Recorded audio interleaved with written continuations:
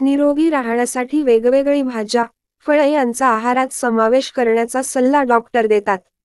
भाज्या, फळे यामध्ये शरीराला आवश्यक पोषकतत्व आढळतात.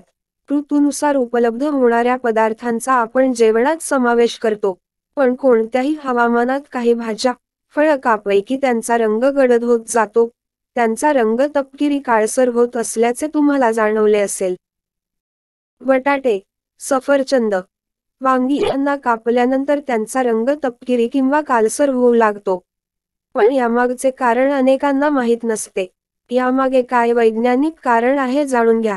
बटाटे, सफरचंद, वांगी अशी फळं, भाज्या कापल्यानंतर काळी पडण्यामागे एक वैज्ञानिक क्रिया जबाबदार आहे, ज्याचे नाव एन्झिमॅटिक ब्राउनिंग आहे. ज्यामध्ये फळं किंवा भाज्या हवेच्या संपर्कात आल्यानंतर त्यामध्ये एक रासायनिक बदल घडून येतो, ज्यामुळे त्यांचा रंग गडद तपकिरी किंवा काळा दिसू लागतो. एन्झिमॅटिक ब्राउनिंग म्हणजे काय? एन्झिमॅटिक ब्राउनिंग ऑक्सीकरणाची प्रतिक्रिया आहे. हवेत ऑक्सिजन असते आणि फळांमध्ये फिनोल व एन्झाईम फिनोलस असते. जेव्हा हे हवेतील ऑक्सिजनच्या संपर्कात येते तेव्हा त्यामध्ये रासायनिक बदल घडून येतो, ज्यामुळे फिनोलेज फिनोलला मेलेनिनमध्ये बदलते. यामुळेच फळं किंवा भाज्यांचा रंग बदलून तपकिरी किंवा काळा होतो.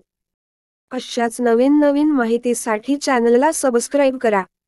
स्वामी समर्थ भक्ती.